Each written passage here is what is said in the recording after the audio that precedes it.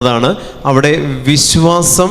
2 അശുദ്ധാത്മാക്കളുടെ മേൽ ദൈവം തന്നിരിക്കുന്ന അധികാരം. ഇത് രണ്ടുമാണ് നമ്മൾക്കെതിരെ വരുന്ന തിന്മകൾക്ക് മേൽ നമുക്ക് ഉപയോഗിക്കാനുള്ളത്. നമ്മുടെ നിയോഗങ്ങളാകുന്ന തിന്മകൾക്ക് മേൽ ദൈവം ഉപയോഗിക്കാൻ തന്നിരിക്കുന്നത് 2 കാര്യങ്ങളാണ്. 1 വിശ്വാസവും, 2 അശുദ്ധാത്മാക്കളുടെ മേൽ ശക്തിയും. ലൂക്കായുടെ സുവിശേഷം 10-ാം അധ്യായത്തിൻ്റെ 1 മുതലുള്ള വാക്യങ്ങളിൽ അവൻ 72 പേരെ അയച്ചപ്പോൾ ഈ 2 പേരായിട്ട് അയച്ചു. കാരണം അവൻ അവർക്ക് അശുദ്ധാത്മാക്കളുടെ മേൽ ശക്തി കൊടുത്തിട്ടുണ്ടായിരുന്നില്ല, അഭിഷേകം കൊടുത്തിട്ടുണ്ടായിരുന്നില്ല. പക്ഷേ ഈ 72 പേർ തിരിച്ചു വന്നു. ലൂക്ക 10:17. അപ്പോൾ അവർ പറഞ്ഞു, പിശാചുക്കൾ പോലും ഞങ്ങൾക്ക് കീഴടങ്ങുന്നു.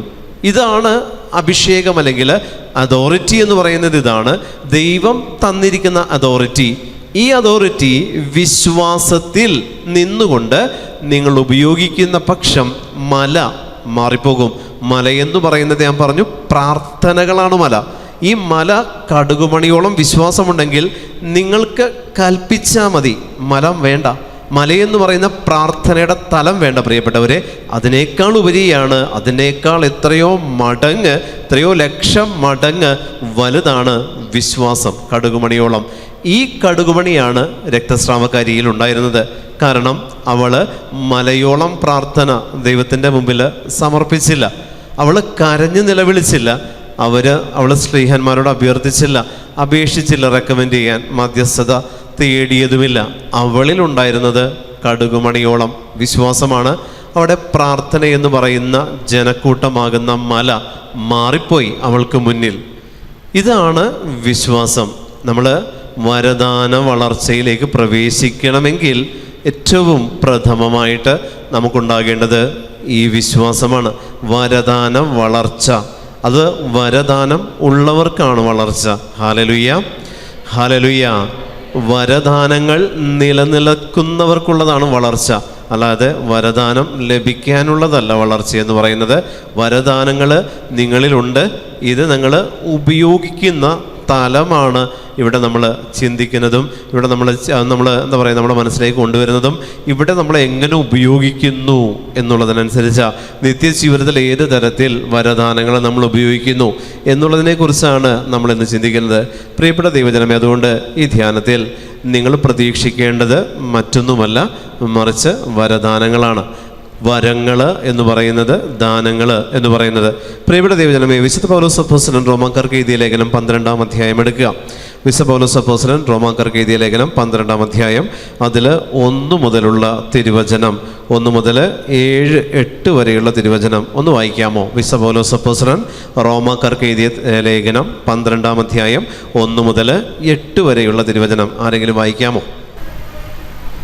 ഹല്ലേലൂയ, ഹല്ലേലൂയ, ഹല്ലേലൂയ. ഇതിൽ 3-ാമത്തെ വാക്യം, എനിക്ക് ലഭിച്ചിരിക്കുന്ന കൃപയാൽ പ്രേരിതനായി നിങ്ങളോട് ഞാൻ പറയുന്നു, ഉള്ളതിലധികം മേന്മ ആരും ഭാവിക്കരുത്. ഉള്ളതിലധികം മേന്മ, അതായത് എനിക്കുള്ള പ്രാർത്ഥനാ ജീവിതത്തിനേക്കാൾ അധികം മേന്മ ഭാവിക്കരുത്. എൻ്റെ ദൈവം എനിക്ക് തന്നിരിക്കുന്ന പ്രാർത്ഥന അഭിഷേകമുണ്ട്. ഇതിനേക്കാൾ അപ്പുറം ഒരു മേന്മ, ഒരു അഹങ്കാരത്തിൻ്റെ തലം അതെന്നിലുണ്ടെങ്കിൽ, ശ്ലീഹ ആത്മാവിൽ പ്രേരിതനായി റോമാക്കാർക്ക് ഇത് ലേഖനത്തിലൂടെ നമ്മളോട് പറയുന്നു, ഉള്ളതിലധികം മേന്മ ഭാവിക്കരുത്. നമ്മൾക്കറിയാം ഞാൻ പ്രാർത്ഥനയുടെ ഏത് റാങ്കിലാണെന്നുള്ളത്. ദൈവത്തിൻ്റെ പരിശുദ്ധാത്മാവ് നമുക്ക് ബോധ്യം തന്നിട്ടുണ്ട്. എൻ്റെ പ്രാർത്ഥനാ ജീവിതത്തിൻ്റെ റാങ്കുണ്ട്.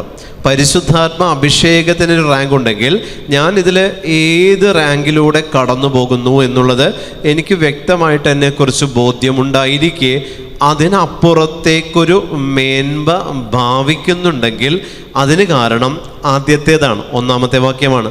3-ാമത്തെ വാക്യത്തിനുള്ള കാരണമെന്ന് പറയുന്നത് 1-ാമത്തേതാണ്. ആകയാൽ സഹോദരരെ, ദൈവത്തിൻ്റെ കാരുണ്യം അനുസ്മരിച്ചുകൊണ്ട് ഞാൻ നിങ്ങളോട് അപേക്ഷിക്കുന്നു, നിങ്ങളുടെ ശരീരങ്ങളെ വിശുദ്ധവും ദൈവത്തിന് പ്രീതികരവുമായിട്ടുള്ള സജീവ ബലിയായിട്ട് നിങ്ങൾ അർപ്പിക്കണം. ഇതായിരിക്കണം നിങ്ങളുടെ യഥാർത്ഥമായ ആരാധന. യഥാർത്ഥമായ ആരാധന ഇല്ലാത്തിടത്താണ് ഉള്ളതിലധികം മേന്മ നമ്മൾ ഭാവിക്കുന്നത്. യഥാർത്ഥമായ ആരാധന എവിടെയെല്ലാം ഇല്ലാതിരിക്കുന്നുവോ പ്രിയമുള്ള ദൈവജനമേ, അവിടെയെല്ലാം ഉള്ളതിൽ അപ്പുറത്ത് ഒരാരാധന, നമ്മൾ ഉള്ളതിനപ്പുറത്തേക്ക് ഒരു മേന്മ നമ്മൾ ഭാവിക്കും. യഥാർത്ഥമായ ആരാധനയെക്കുറിച്ച് വിശുദ്ധ പൗലോസ് ശ്ലീഹ എഴുതിയിരിക്കുന്ന ഈ ഒരു ഭാഗം എടുത്തു നോക്കുമ്പോൾ ശരീരത്തിൽ നിന്ന് ഉയരേണ്ട പ്രാർത്ഥനയെക്കുറിച്ചും ശരീരത്തിൽ നിന്ന് ഉയരേണ്ട ആരാധനയെക്കുറിച്ചും ശ്ലീഹ പറയുന്നുണ്ട്. അതായത് അധരം കൊണ്ട് പ്രാർത്ഥിക്കുന്നതിനെ കുറിച്ചാണ് ഇവിടെ പറഞ്ഞിരിക്കുന്നത്. ശരീരം എന്ന് പറഞ്ഞിരിക്കുന്നത് അധരം കൊണ്ടുള്ള പ്രാർത്ഥനയെയാണ് ശ്ലീഹ ഉദ്ദേശിക്കുന്നത്. ശരീരം എന്ന് പറഞ്ഞാൽ നമ്മൾ ചിന്തിക്കും നമ്മുടെ ശിരസ്സു മുതൽ ഉള്ളംകാല് വരെയുള്ള ശരീരത്തിൻ്റെ വിശുദ്ധി എന്നുള്ളതിനേക്കാൾ പ്രാർത്ഥനാ ജീവിതത്തിൽ 2 ശരീരങ്ങളുണ്ട്. ഒരു ശുശ്രൂഷകനെ സംബന്ധിച്ച് അവൻ്റെ പ്രാർത്ഥനാ ജീവിതത്തിൽ 2 ശരീരങ്ങളാണ്. ഒന്ന് ആത്മീയ ശരീരവും 2 ഭൗതിക ശരീരവും. ശുശ്രൂഷകൻ ആത്മീയ ശരീരത്തിൽ ദൈവത്തോട് പ്രാർത്ഥിക്കുന്നുണ്ടെങ്കിൽ മാത്രമേ അവൻ യഥാർത്ഥ ശുശ്രൂഷകനാണ്. ശുശ്രൂഷകൻ ആത്മീയ ജീവിതത്തിൽ അല്ലെങ്കിൽ പ്രാർത്ഥന അധരം കൊണ്ട്, അതായത് ഫിസിക്കൽ ബോഡി കൊണ്ട് പ്രാർത്ഥിക്കുന്ന ശുശ്രൂഷകരുണ്ട്. അവരിൽ വാചാലത നമുക്ക് കാണാൻ പറ്റും. അവരുടെ വാചാലത അനുസരിച്ച് ജനങ്ങൾ ആകർഷിക്കപ്പെടും. പക്ഷേ അവരുടെ ആത്മീയ ശരീരം വീക്കായിരിക്കും.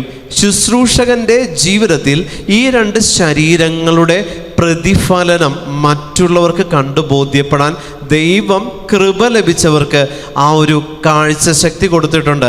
അതാണ് വചനം പഠിപ്പിക്കുന്നത്. കണ്ണിൽ എഴുതുന്നതിനുള്ള അഞ്ജനം ഞാൻ നിനക്ക് തരാം. കണ്ണിന് ക്ലാരിറ്റി ഉണ്ടാവാനും കണ്ണിന് തെളിച്ചം കിട്ടാനും കണ്ണിൽ എഴുതാൻ ഒരഞ്ജനം ദൈവമായ കർത്താവ് നമുക്ക് ഒരുക്കിയിട്ടുണ്ട്. പ്രിയപ്പെട്ട ദൈവജനമേ, ഇവിടെ ശുശ്രൂഷകൻ എന്തായിരിക്കണമെന്നാ ശ്ലീഹ പറയുന്നത്. ശ്ലീഹ പറയുന്നതനുസരിച്ച് നിങ്ങളുടെ ശരീരം കൊണ്ട് ആദ്യത്തെ ആരാധന ദൈവത്തിന് കൊടുക്കാൻ ഉദ്ദേശിക്കുന്നുണ്ടെങ്കിൽ അത് വിശുദ്ധമായിരിക്കണം. സജീവ ബലിവസ്തുവായിട്ട് അത് ദൈവത്തിന് സമർപ്പിക്കണം. സജീവ ബലിവസ്തുവായിട്ട് ദൈവത്തിന് സമർപ്പിക്കണം. നമ്മുടെ പ്രാർത്ഥനകളിൽ പലപ്പോഴും നമ്മളുടെ ഭൗതിക ശരീരമാണ് കയറി വരുന്നത്. നമ്മുടെ പ്രാർത്ഥനകളിൽ ദൈവത്തിൻ്റെ മുൻപിൽ നമ്മൾ ചെല്ലുമ്പോൾ നമ്മൾ ആംഗ്യങ്ങൾ കാണിക്കുന്നുണ്ട്, ഉറക്കെ പ്രാർത്ഥിക്കുന്നുണ്ട്. പക്ഷേ നിങ്ങൾ ആലോചിക്കുക, നിങ്ങൾ ഒറ്റയ്ക്കൊരു മുറിയിൽ അടച്ചിരിക്കുക, ആ പരിസരത്തെങ്ങും ആരുമില്ല. നിങ്ങൾ തനിച്ചൊരു വീട്ടിലിരിക്കുകയാണ്, ആ പരിസരത്ത് ആരുമില്ല. അവിടെ നിങ്ങൾ ഇത്രത്തോളം വാചാലത കാണിക്കില്ല, നിങ്ങൾ ഇത്രത്തോളം അഭ്യാസങ്ങൾ കാണിക്കത്തില്ല. ആത്മാവിൽ നിറഞ്ഞ വ്യക്തിയാണെങ്കിൽ 2ഇടത്തും ഒരേ പ്രാർത്ഥനാ രീതി ഫോളോ ചെയ്യും. ആത്മാവിൽ നിറഞ്ഞ വ്യക്തിയാണെങ്കിൽ 2ഇടത്തും ഓരോ രീതി തന്നെ, ഒരേ പ്രാർത്ഥനാ രീതി 2ഇടത്തും ഫോളോ ചെയ്യണം. ജനങ്ങളുണ്ടെങ്കിലും ജനങ്ങളില്ലെങ്കിലും ഞാൻ ആരാധിക്കുന്ന ത്രിയേക ദൈവത്തിലേക്ക് എൻ്റെ ആരാധനകൾ കടന്നു ചൊല്ലേണ്ടത് പ്രിയപ്പെട്ട ദൈവജനമേ ഒരേ തലത്തിലായിരിക്കണം, ഒരേ മനോഭാവത്തിലായിരിക്കണം.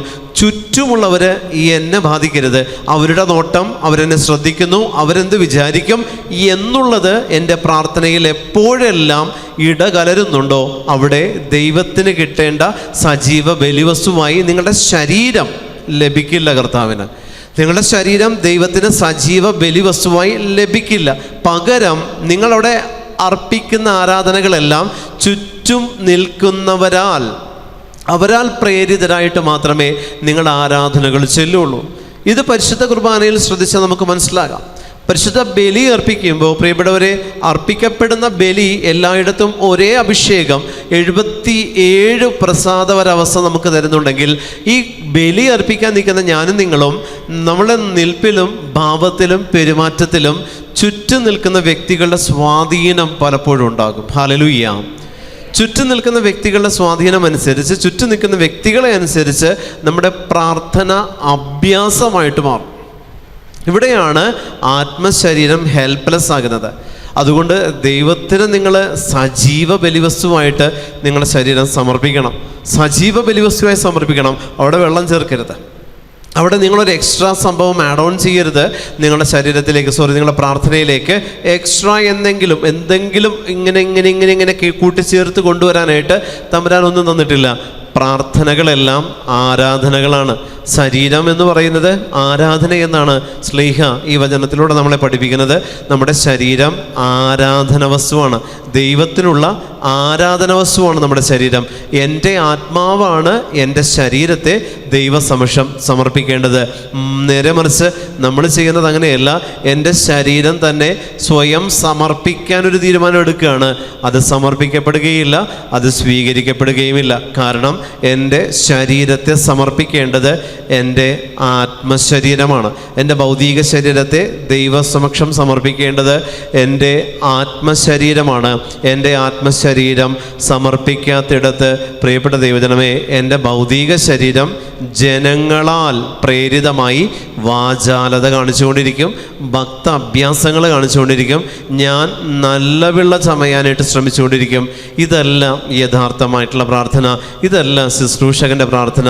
ഞാൻ പറഞ്ഞില്ലേ, ശുശ്രൂഷകനെ സംബന്ധിച്ച് 2 ശരീരമുണ്ട്. അവനെ സംബന്ധിച്ച് പ്രാർത്ഥനയിലുള്ള 2 ശരീരങ്ങളാണ്, ആത്മശരീരവും ഭൗതിക ശരീരവും.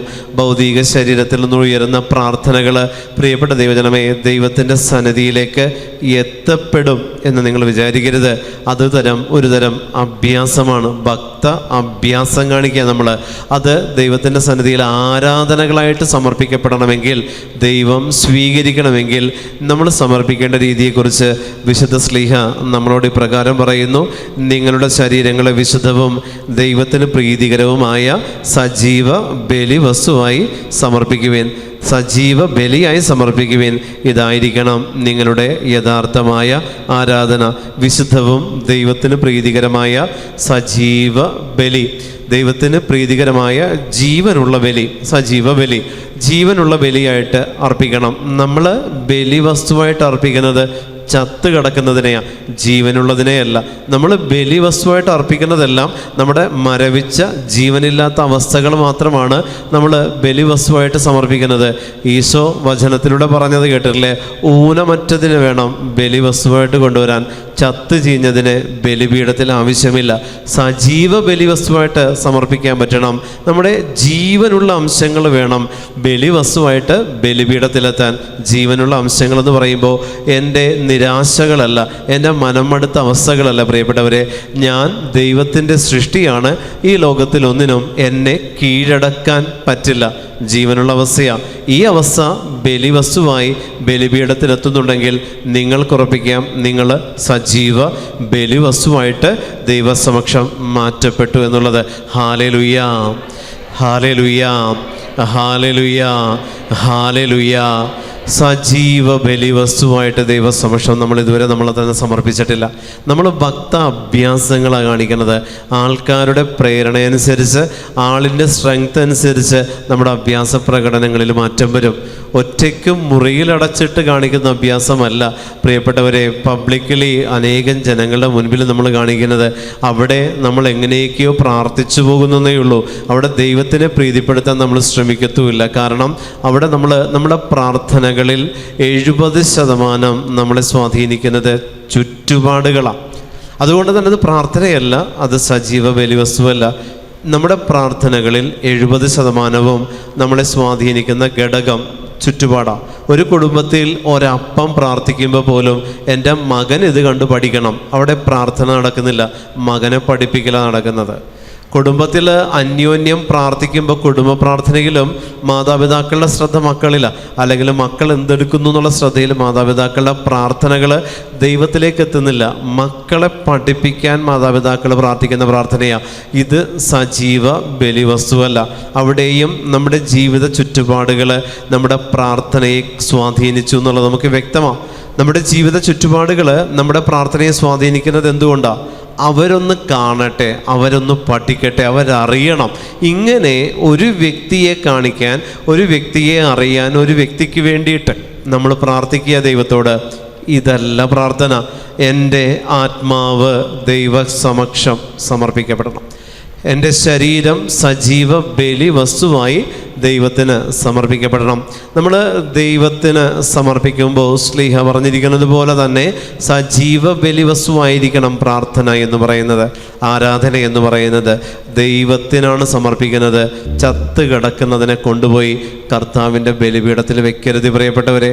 ബലിപീഠത്തിൽ വെക്കുന്നെങ്കിൽ ജീവനുള്ളതായിരിക്കണം, ഓജസ്സുറ്റതായിരിക്കണം. ഈശോയ്ക്ക് വേണ്ടി എന്തെങ്കിലും ചെയ്യാൻ നിങ്ങൾ ആഗ്രഹിക്കുന്നുണ്ടെങ്കിൽ പ്രിയമുള്ള ദൈവജനമേ, സജീവനായിരിക്കണം, ജീവനുള്ള അവസ്ഥയിലായിരിക്കണം നിങ്ങൾ തമ്പുരാൻ്റെ സമക്ഷം ചെന്നെത്തേണ്ടത്. ഹല്ലേലൂയ. അഭിഷേകത്തോടെ ഹല്ലേലൂയ, വിശ്വാസത്തോടെ ഹല്ലേലൂയ, ഹല്ലേലൂയ, ഹല്ലേലൂയ. പൂർണ്ണതയിൽ ദൈവത്തിന് സമർപ്പിക്കാനായിട്ട് നമുക്ക് പറ്റണം. പൂർണ്ണതയിൽ ദൈവത്തിന് വിട്ടുകൊടുക്കാൻ പറ്റണം. ഇവിടെയാണ് ത്രിയേക ദൈവത്തിന് നമ്മൾ ആരാധന സമർപ്പിക്കേണ്ടതിൻ്റെ രീതി. ഒരു കൃപ അല്ലെങ്കിൽ ഒരു വരം അല്ലെങ്കിൽ ഒരു ദാനം, പ്രിയപ്പെട്ട ദൈവജനമേ, ഇത് ലഭിക്കണമെങ്കിൽ 3 തലമാണ്. പിതാവ്, പുത്രൻ, പരിശുദ്ധാത്മാവിനെ നിങ്ങൾ സെപ്പറേറ്റായിട്ട് വെക്കുക. സെപ്പറേറ്റ് ആരാധനകൾ കൊടുക്കണം. പിതാവിന് കൊടുത്താൽ അത് പുത്രനും പരിശുദ്ധാത്മാവിനും കിട്ടും, പുത്രന് കൊടുത്താൽ അത് പിതാവിനും പരിശുദ്ധാത്മാവിനും കിട്ടും, പരിശുദ്ധാത്മാവിന് കൊടുത്താൽ അത് പിതാവിനും പുത്രനും കിട്ടും. നമുക്കറിയാം.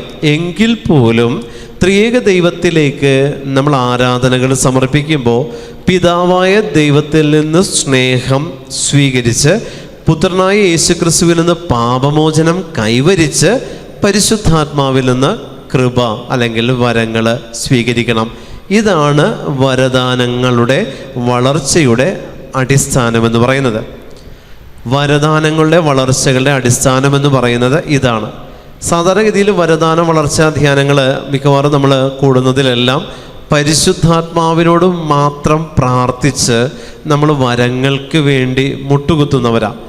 പ്രിയപ്പെട്ടവരെ, പരിശുദ്ധാത്മാവായ ദൈവം വരങ്ങൾ നിങ്ങൾക്ക് നൽകണമെങ്കിൽ അതിനു മുൻപുള്ള 2 ഘടകങ്ങൾ നിങ്ങൾ ക്ലിയർ ചെയ്തിട്ടുണ്ടാകണം. പിതാവായ ദൈവത്തിൻ്റെ സ്നേഹത്തെ സ്വീകരിച്ച് പുത്രനിൽ നിന്ന് പാപമോചനം സ്വീകരിച്ചു, എന്നിട്ട് പരിശുദ്ധാത്മാവ് വന്നു. നമ്മൾ ജീവചരിത്രം മൊത്തം ലോകത്തിൻ്റെ ചരിത്രം എടുത്താൽ പിതാവ് വന്ന്, പുത്രൻ വന്ന്, പിന്നെ പരിശുദ്ധാത്മാവിൻ്റെ കാലഘട്ടമായി ഈ കാലഘട്ടവും എത്തി. ഇത് തന്നെയാണ് വരങ്ങൾ സ്വീകരിക്കേണ്ടതിൽ നമുക്കുണ്ടായിരിക്കേണ്ട അവസ്ഥ. ഇത് തന്നെയാണ്. പിതാവായ ദൈവത്തിൻ്റെ സ്നേഹവും പ്രീതിയും പിടിച്ചു പറ്റണം. രണ്ടാമത്തേത്, പുത്രനായ യേശുക്രിസ്തുവിൽ നിന്ന് അടുത്ത ലക്ഷ്യത്തിലേക്കുള്ള എൻ്റെ കുറവ് പരിഹരിക്കണം. അതായത് എൻ്റെ പാപങ്ങളിൽ നിന്ന് എനിക്ക് ഇളവ് കിട്ടണം. പാപകടങ്ങളിൽ നിന്ന് എനിക്ക് പൂർണ്ണമായിട്ട് മോചനവും ഇളവും പ്രാപിക്കണമെങ്കിൽ പുത്രനായ യേശുക്രിസ്തുവിനോട് നമ്മൾ പ്രാർത്ഥിക്കേണ്ടത് പാപമോചനത്തിനാണ്. ഈ 2 തലം കഴിഞ്ഞതിന് ശേഷമാണ് 3ാമത്തെ തലം വരികയുള്ളൂ. അതായത് പരിശുദ്ധാത്മാവിൻ്റെ വരങ്ങൾ, ദാനങ്ങൾ 3ാമത്തെ തലമാണ്. ഹല്ലേലൂയ, ഹല്ലേലൂയ, ഹല്ലേലൂയ. അപ്പോൾ ശുശ്രൂഷ ജീവിതം എന്ന് പറയുന്നത് ആദ്യത്തെ 2 തലം കൂടാതെ 3ാമത്തെ തലത്തിലേക്ക് നമുക്ക് എത്താൻ പറ്റില്ല. വരദാനങ്ങൾ, വളർച്ച, ഇതെല്ലാം പ്രിയപ്പെട്ടവരെ ആദ്യത്തെ 2 തലങ്ങൾക്ക് ശേഷം 3ാമതായിട്ട് നമുക്ക് ലഭിക്കുന്നതാണ്. അപ്പോൾ പരിശുദ്ധാത്മാവിനോട് പ്രാർത്ഥിക്കുന്ന, പരിശുദ്ധാത്മാവിനോട് കൃപകൾക്ക് വേണ്ടി നമ്മൾ യാചിക്കുമ്പോൾ ആദ്യത്തെ 2 തലങ്ങൾ നമുക്ക് വ്യക്തമായിട്ടുള്ള ബോധ്യവും കാഴ്ചപ്പാടും ഉണ്ടായിരിക്കണം. അതിൽ പിതാവായ ദൈവത്തിൽ നിന്ന് സ്നേഹം അനുഭവിച്ചറിഞ്ഞിട്ടുണ്ടാകണം. പിതാവായ ദൈവത്തിൻ്റെ സ്നേഹത്തിന് പാത്രമായിട്ടുണ്ടാകണം. രണ്ടാമത്തേത്, പുത്രനിൽ നിന്ന് പാപമോചനം സ്വീകരിച്ചിട്ടുണ്ടാകണം. ഏത് തരത്തിലാണ് പുത്രനിൽ നിന്ന് പാപമോചനം സ്വീകരിക്കേണ്ടത്? എൻ്റെ പാപങ്ങൾ ഏറ്റുപറഞ്ഞ് അവനിൽ നിന്ന് ഞാൻ പാപമോചനം തേടി 3ാമത്തെ തലമാണ് വരദാനങ്ങളിലേക്ക് നമ്മൾ പ്രവേശിക്കത്തുള്ളൂ. വരദാനങ്ങളിലേക്ക് പ്രവേശിക്കണമെങ്കിൽ, ശുശ്രൂഷ ജീവിതത്തിലേക്ക് പ്രവേശിക്കണമെങ്കിൽ ആദ്യത്തെ 2 തലങ്ങൾ നിർബന്ധമാണ്. അപ്പോൾ തിരഞ്ഞെടുപ്പ് എവിടെ നിന്നാണ്? പിതാവിൽ നിന്ന് എന്നെ തിരഞ്ഞെടുപ്പിലൂടെ അവൻ്റെ സ്നേഹം എന്നിലേക്ക് വന്നു. പുത്രൻ എന്നെ വിശുദ്ധീകരിച്ചു. എന്തുകൊണ്ട്? തൻ്റെ പരിശുദ്ധ രക്തം കൊണ്ട് പുത്രനായ ദൈവം എന്നെ വിശുദ്ധീകരിച്ചു, എനിക്ക് പാപമോചനം നൽകി, പാപകടങ്ങളിൽ നിന്ന് ഇളവ് നൽകി. 3ാമതാണ് പരിശുദ്ധാത്മാവ് അഭിഷേകമായി, വരങ്ങളായി, ദാനമായി എന്നിൽ നിറയുന്നുള്ളൂ.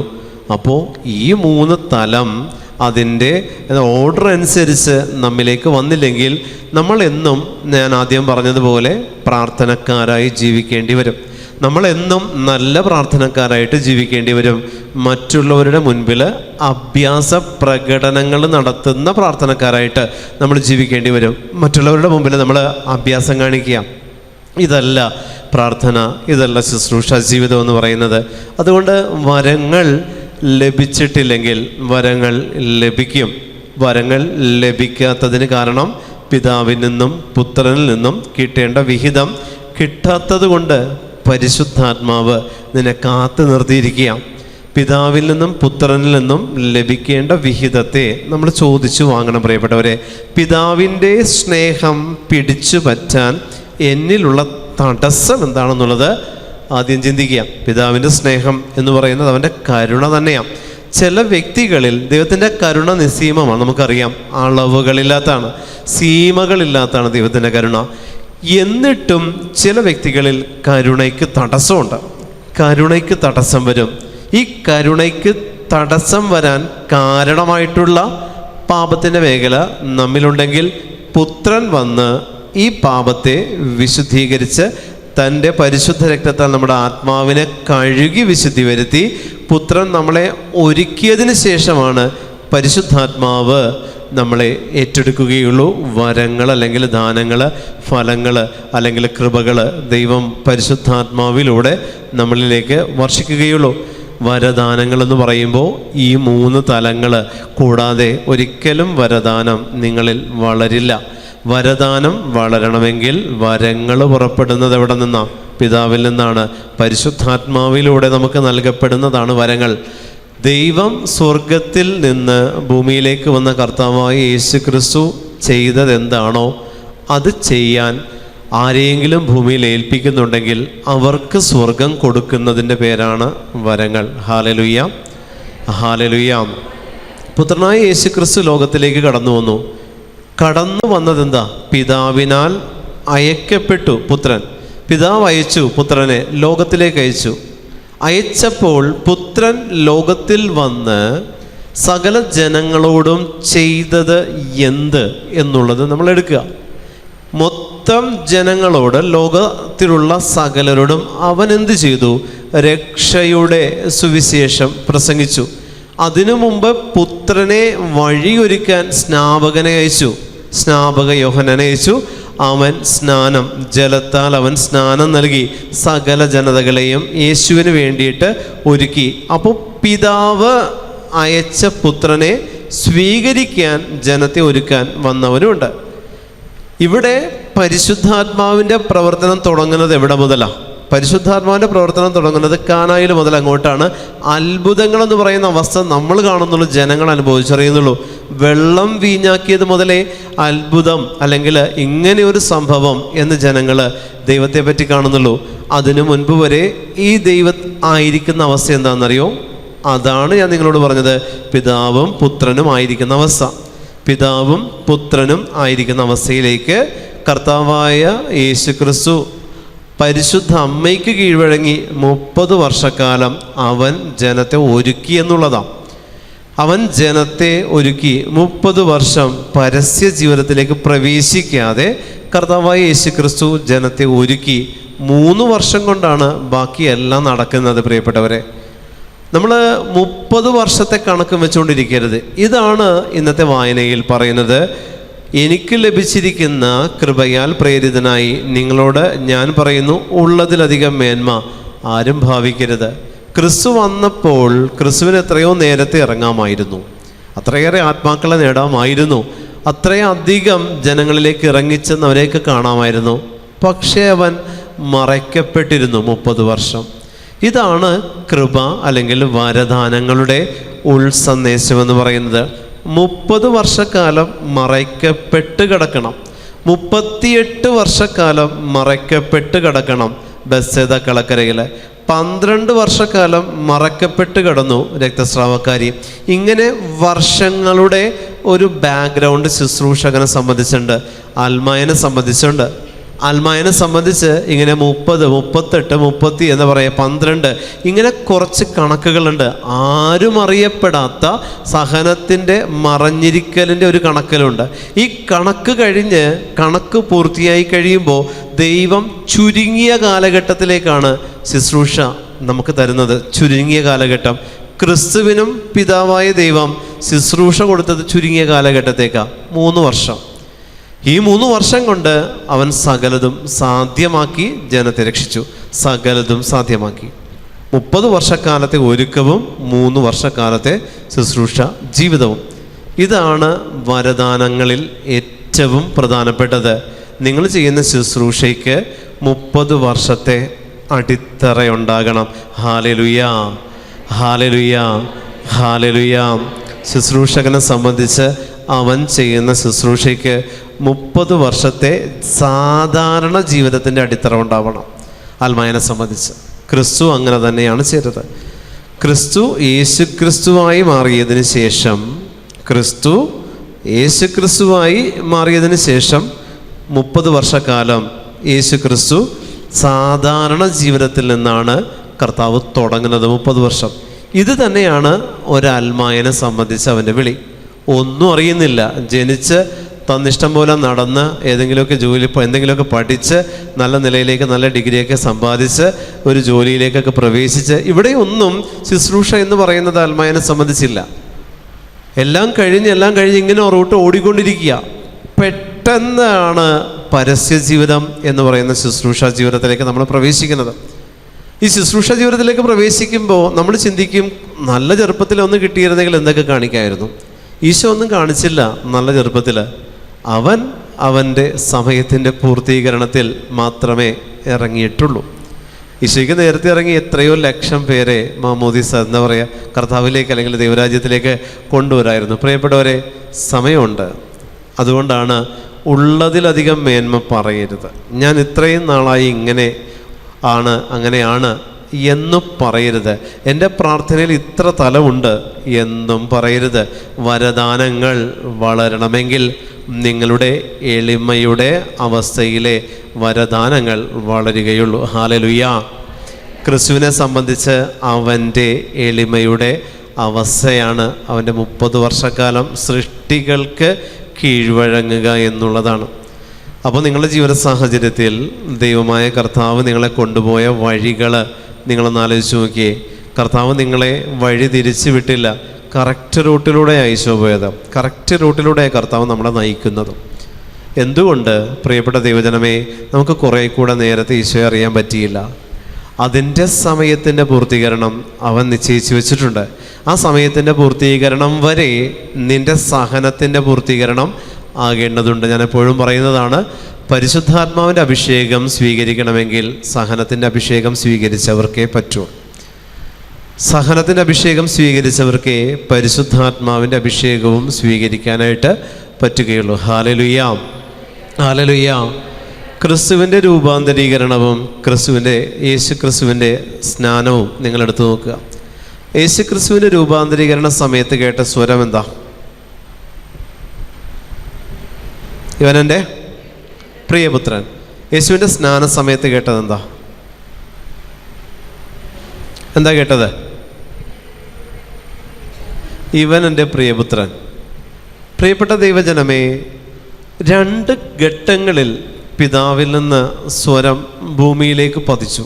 പുതിയ നിയമം എടുത്താൽ 2 ഘട്ടങ്ങളിൽ ക്രിസ്തു ഭൂമിയിലായിരിക്കുമ്പോൾ 2 ഘട്ടങ്ങളിൽ ഈ സ്വരത്തെ നമ്മൾ ശ്രവിച്ചു. ക്രിസ്തു ഭൂമിയിലായിരുന്നപ്പോൾ ഒന്ന് ക്രിസ്തുവിൻ്റെ രൂപാന്തരീകരണ സമയത്ത്, ക്രിസ്തുവിൻ്റെ സ്നാന സമയത്ത്. ഇതല്ലാത്ത സമയത്തെല്ലാം ക്രിസ്തു പ്രാർത്ഥിച്ചു. ഗെത്സമേനിയിൽ ഈശോ പ്രാർത്ഥിച്ചു, കഴിയുമെങ്കിൽ ഈ പാനപാത്രം മാറ്റിത്താ. സ്വരം കേട്ടില്ല. കുരിശിൽ കിടന്നിട്ട് കർത്താവ് വീണ്ടും സമർപ്പിച്ചു, എന്തുകൊണ്ടാണ് നീ എന്നെ ഉപേക്ഷിച്ചത്? അപ്പോഴും പിതാവിൻ്റെ സ്വരം കേട്ടില്ല. പിതാവിൻ്റെ സ്വരം കേൾക്കാനുണ്ടായ സാഹചര്യം എപ്പോഴാണ്? പരിശുദ്ധാത്മാവ് നിറയുന്ന സമയത്ത് മാത്രം.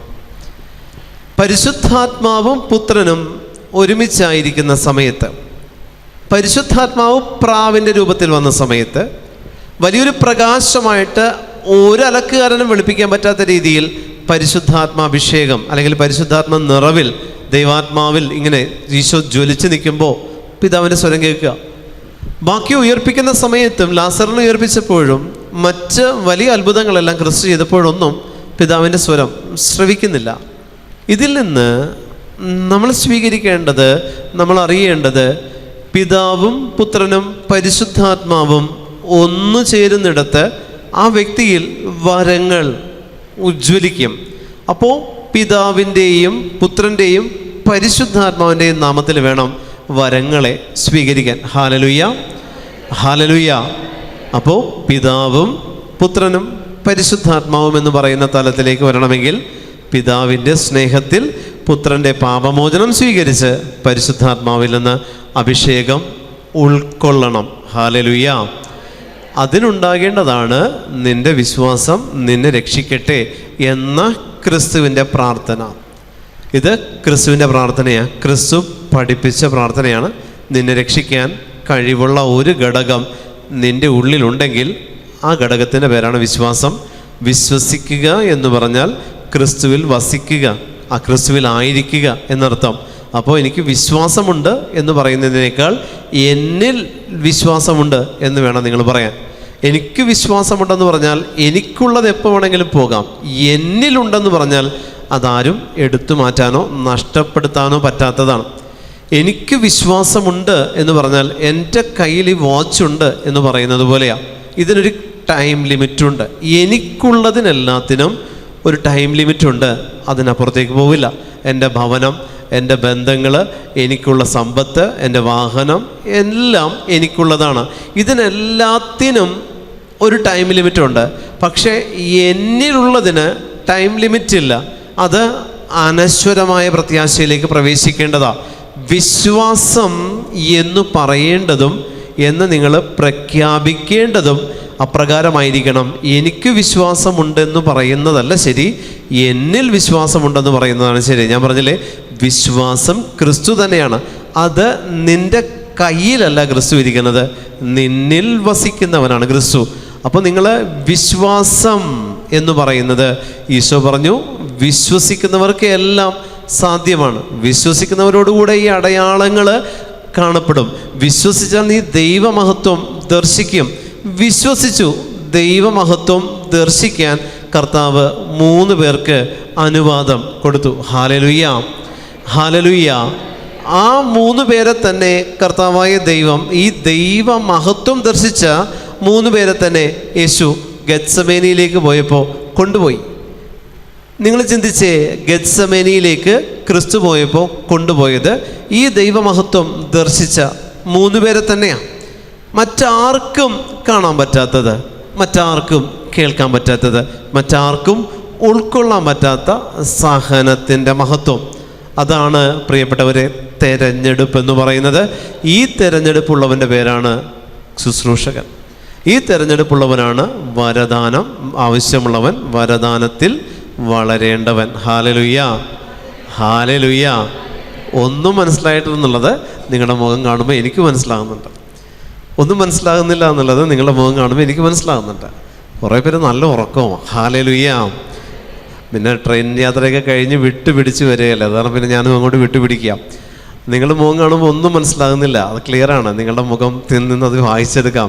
വളരെ ടഫാണ് പ്രിയപ്പെട്ടവരെ. ഞാൻ പറഞ്ഞില്ലേ, വരദാനം ഉള്ളവർക്ക് വളരാനുള്ളതാണ് വരദാന വളർച്ച.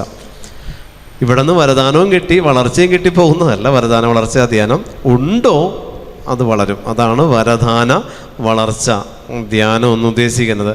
അപ്പോൾ നിങ്ങൾ ഒന്നും മനസ്സിലായില്ലെങ്കിൽ ഇത് നിങ്ങൾക്ക് ചാനലിൽ കിട്ടുമ്പോൾ നിങ്ങളത് ഒന്നും കൂടി വീണ്ടും വീണ്ടും കേട്ടാൽ മതി. അപ്പോൾ നിങ്ങൾക്ക് എന്താണെന്നുള്ളത് മനസ്സിലാകും.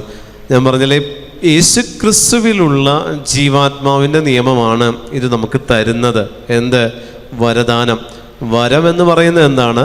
ദൈവം ഭൂമിയിൽ ചെയ്തത് ചെയ്യാൻ ഒരാളെ ഏൽപ്പിക്കുന്നുണ്ടെങ്കിൽ അയാൾക്കുള്ള ലൈസൻസാണ് വരം. ദൈവം ഭൂമിയിൽ ചെയ്ത കാര്യം ചെയ്യാനുള്ള ലൈസൻസിൻ്റെ പേരാണ് വരം. ഈ വരമുണ്ടെങ്കിൽ മരിച്ചവരെ ഉയർപ്പിക്കുന്നത് മുതലിങ്ങോട്ട് താഴേക്ക് എല്ലാം വരും, ഭൂമിയിൽ. ഈ വരമുണ്ടെങ്കിൽ ഈ വരമുള്ള വ്യക്തിക്ക് ഈ വരത്തിൻ്റെ ചവിട്ടുപടി കയറി സ്വർഗത്തിലെത്താം. അതാണ് വരദാനത്തിൻ്റെ പ്രത്യേകത. ഈ വരമില്ലാത്തവർ, ഈ ചവിട്ടുപടി ഇല്ലാത്തവരെ സംബന്ധിച്ച് ഇതിന് വേണ്ടിയിട്ട് അവരധ്വാനിക്കുന്നുണ്ട്, ആഗ്രഹിക്കുന്നുണ്ട്, പക്ഷെ കിട്ടുന്നില്ലെങ്കിൽ അതിന് കാരണം ആദ്യത്തെ 2 സ്റ്റെപ്പ് അവർ കവർ ചെയ്യാത്തത് കൊണ്ടാണ്. പിതാവിൻ്റെ സ്നേഹവും പുത്രൻ്റെ പാപമോചനവും ഇത് കവർ ചെയ്യണം പ്രിയപ്പെട്ടവർ. അതല്ലെങ്കിൽ എന്താണെന്നറിയോ, നമ്മൾ ആയുഷ്കാലം മുഴുവൻ പ്രാർത്ഥനക്കാരായിരിക്കും. മരണം വരെ നമ്മൾ പ്രാർത്ഥനക്കാരായിരിക്കും, നല്ല പ്രാർത്ഥനക്കാരായിരിക്കും. എല്ലാ പ്രാർത്ഥനകളും ബൈഹാർട്ടായിരിക്കും. വചനം പഠിപ്പിക്കുന്നു, ഈ മല, പ്രാർത്ഥനയെന്ന് പറയുന്ന മല നിന്ന് നീങ്ങിപ്പോകാൻ കടുകുമണിയോളം വിശ്വാസം ഉണ്ടായാൽ മതി. കടുകുമണിയോളം വിശ്വാസമുണ്ടെങ്കിൽ ഈശോ പറയുന്നു, ഇത്രത്തോളം വരുന്ന പ്രാർത്ഥനകളുടെ മല നിനക്ക് വേണ്ട, മാറിപ്പോന്ന് പറഞ്ഞത് മാറിപ്പോകും, നീ കൽപ്പിച്ചാൽ അത് നടക്കും. Hallelujah, hallelujah. ബൈബിളിൽ മലയെന്ന് പറയുന്നത് പ്രതിബന്ധമല്ല പ്രിയപ്പെട്ടവരെ. മലയെന്ന് പറയുന്നത്, അതുകൊണ്ടാണ് ക്രിസ്തു മലയിൽ കുരിശിൽ യാഗമായത്. പ്രാർത്ഥനയുടെ മലയിൽ ക്രിസ്തു യാഗമാകാൻ കാരണം അതാ. നാട്ടപ്പെട്ട കുരിശ്, പ്രാർത്ഥനയെന്ന് പറയുന്ന കാൽവരി മലമുകളിൽ നാട്ടപ്പെട്ടു എന്നുള്ളതാണ്. എല്ലാ കുരിശുകളും മലമുകളിലേ നാട്ടപ്പെടുകയുള്ളൂ. കുരിശ് എന്ന് പറയുന്നത് സഹനമാണെങ്കിൽ ഈ സഹനം നാട്ടപ്പെടുന്നത് പ്രാർത്ഥനയുടെ മലമുകളിലായിരിക്കുള്ളൂ. നിങ്ങളിൽ എത്രത്തോളം പ്രാർത്ഥനയുണ്ടോ, പ്രാർത്ഥനയുടെ മലമുകളിലാണോ, നിങ്ങളുടെ മുകളിലായിരിക്കും കർത്താവ് കുരിശ് നാട്ടുള്ളൂ. ഹല്ലേലൂയ, ഹല്ലേലൂയ. അപ്പോൾ ജീവിതത്തിൽ സഹനങ്ങളുടെ കുരിശ് നിങ്ങൾക്കുണ്ടെങ്കിൽ ഓർത്തോ, നിങ്ങൾ പ്രാർത്ഥനകളുടെ മലമുകളിലാണ്, പ്രാർത്ഥനയുടെ മലമുകളിലാണ്. ഇതേ മലമുകളിൽ വേറെ 2 കുരിശും കൂടെ നാട്ടപ്പെട്ടിട്ടുണ്ട് പ്രതീകാത്മകമായിട്ട്.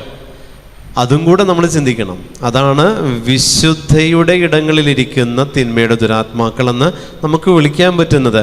അതിലൊന്നിനെ കർത്താവ് പറുദീസയോളം എത്തിച്ചു. നമ്മിലുള്ള, അതായത് ശുശ്രൂഷകൻ എന്ന് പറയുന്ന വ്യക്തി നടുവിലെ കുരിശാണെങ്കിൽ അവനിലുള്ള 2 മനോഭാവങ്ങളാണ്. വലതുവശത്തുള്ള മോഷണത്തിൻ്റെ മനോഭാവവും ഇടതുവശത്തുള്ള നിന്ദനത്തിൻ്റെ മനോഭാവവും. ശുശ്രൂഷകനെ സംബന്ധിച്ച് ഏറ്റവും പ്രധാനപ്പെട്ട 2 മനോഭാവങ്ങളാണ്. ഒന്ന് മോഷണം. അവിടെ കണ്ടത് ഇവിടെ ഛർദ്ദിക്കരുത്. ഹല്ലേലൂയ. അവിടെ കേട്ടത് ഇവിടെ ഛർദ്ദിക്കരുത്. പ്രിയപ്പെട്ട ദൈവജനമേ, ശുശ്രൂഷകരെ സംബന്ധിച്ച് ഇത് ഇവിടെ തന്നെ ഉള്ളതാണ്. ഇത് മറ്റിടത്ത് കൊണ്ടുപോയിട്ട് ഛർദ്ദിക്കരുത്. അവിടെ കിട്ടിയത് ഇവിടെ ഛർദ്ദിക്കരുത്. ഹല്ലേലൂയ. ഈ കഴിഞ്ഞ ദിവസം ഒരു വ്യക്തി, ഞാൻ ഈ ലാസ്റ്റ് ഒമാനിലായിരുന്നു. ഞാൻ ഇന്നലെ എത്തിയതേ ഉള്ളൂ. ഒമാനിൽ ശുശ്രൂഷ കഴിഞ്ഞിട്ട് ഇന്നലെ എത്തിയത്. അപ്പോൾ അവിടെ എന്നെ കാണാൻ വേണ്ടി ഒരു വ്യക്തി വന്നു. അദ്ദേഹം വന്നപ്പോൾ കുറേ കാര്യങ്ങൾ ഇങ്ങനെ സംസാരിച്ചുകൊണ്ടിരിക്കുക. അദ്ദേഹം അവിടുത്തെ കോർഡിനേറ്ററാണ്. അപ്പോൾ കുറേ കാര്യങ്ങൾ സംസാരിച്ചുകൊണ്ടിരിക്കുക. ലാസ്റ്റ് ഞാൻ ഇവിടെ എടുത്ത ടോക്ക്, ആ ടോക്കിനെ പറ്റി പുള്ളി ഇങ്ങോട്ട് സംസാരിക്കുക. ആ ടോക്കിൽ ഞാൻ എന്ത് പറഞ്ഞുവോ അത് പുള്ളി എനിക്ക് പറഞ്ഞു തരും. ബ്രദറിനറിയോ ഇങ്ങനെയാണ് കാര്യങ്ങൾ. അപ്പോൾ ഞാനിത് കേട്ടപ്പോൾ ഇത് ഞാൻ കൊടുത്ത ടോക്കാണെന്നുള്ളത് എനിക്ക് മനസ്സിലായി. ഞാൻ അദ്ദേഹത്തോട് പറഞ്ഞില്ല. ഞാൻ ചോദിച്ചു, ഇത് കൊള്ളാലോ, ടോക്ക് കൊള്ളാലോ, ഇത് എവിടെ നിന്ന് കേട്ടതാ? ഞാനിത് ലാസ്റ്റ് ഒരു സ്ഥലത്ത് ധ്യാനത്തിന് പോയി. ഞാൻ ചോദിച്ചത് എവിടെയാണ് പോയത്? ഒരു സ്ഥലം പറഞ്ഞു. ഇതല്ല കേട്ടോ, അവിടെ കേട്ടതാ. ആ കൊള്ളാം, നല്ല ടോക്കാ. ഹല്ലേലൂയ, ഹല്ലേലൂയ, ഹല്ലേലൂയ. എന്നിട്ട് ഞാൻ പറഞ്ഞു, ഞാൻ എൻ്റെ ഒരു ടോക്കിൻ്റെ ലിങ്ക് അയച്ചു തരാം, ഒന്നിരുന്ന് കേക്ക് എന്ന് പറഞ്ഞു. ഞാൻ ഈ ധ്യാനം കൂടിയതെന്നാ ലാസ്റ്റ് കഴിഞ്ഞാൽ അതിന് മുന്നേ ഉള്ള ധ്യാനത്തിലുള്ള ഒരു ടോക്കാണിത്, ഇതൊന്ന് കേക്ക്. പ്രിയപ്പെട്ടവരെ, നമുക്ക് കിട്ടിയിരിക്കുന്ന കൃപ എന്ന് പറയുന്നത് അവിടെ നിന്ന് കേട്ടത് ഇവിടെ വിളമ്പാനുള്ളതല്ല. Hallelujah, hallelujah. പരിശുദ്ധാത്മാവ് തരുന്നതെന്താണോ അത് മാത്രമേ പ്രസംഗിക്കാവൂ, പറയാവൂ. അല്ലാത്തതൊന്നും പറയരുത്. അതാണ് ഞാൻ പറഞ്ഞത്. മല എന്ന് പറയുന്ന പ്രാർത്ഥനയുടെ മല നിങ്ങൾക്കുണ്ടോ, അതിനു മുകളിൽ, അതായത് നിങ്ങളിൽ കർത്താവ് വിശുദ്ധ കുരിശ് നാട്ടും, സഹനം നാട്ടും. സഹനത്തിൻ്റെ വിശുദ്ധ കുരിശ് കാൽവരി എന്ന് പറയുന്ന പ്രാർത്ഥന ആകുന്ന നിങ്ങളാകുന്ന മലമുകളിൽ ദൈവമായ കർത്താവ് നാട്ടി സ്ഥാപിച്ചിട്ടുണ്ട്. ഈ കുരിശ് കണ്ടപ്പോഴാണ് നിങ്ങളിലുള്ള പാപ അവസ്ഥകൾ നിങ്ങളോട് പറഞ്ഞത്, എന്നെ കൂടി ഒന്ന് രക്ഷിക്ക്. നമ്മിലുള്ള പാപ അവസ്ഥ നമ്മളോട് തന്നെ പറയും നമ്മളെ രക്ഷിക്കാൻ. പ്രിയപ്പെട്ട ദൈവജനമേ, നമുക്കറിയാം, ശുശ്രൂഷകനെ സംബന്ധിച്ചറിയാം അവനിൽ എന്തെല്ലാം ദുർഗുണങ്ങളുണ്ട് എന്നുള്ളത് ശുശ്രൂഷകന് സ്വയം അറിയാം. അവനിലുള്ള ദുർഗുണങ്ങൾ അവൻ്റെ ഓരോ പ്രാർത്ഥനയിലും അവന് സൂചിമുനയാം. ഹല്ലേലൂയ. ശുശ്രൂഷകനെ സംബന്ധിച്ച് അവനിലുള്ള ദുർഗുണങ്ങൾ അവൻ്റെ ഓരോ ശുശ്രൂഷയിലും അവന് സൂചിമുന പോലെ തറച്ചുകൊള്ളും. ആൾട്ടറിൽ നിൽക്കുമ്പോൾ, മൈക്ക് കയ്യിലെടുക്കുമ്പോൾ ഈ മുനയിൽ ചവിട്ടി നിന്ന് ശുശ്രൂഷ ചെയ്യേണ്ടി വരും ശുശ്രൂഷകൻ.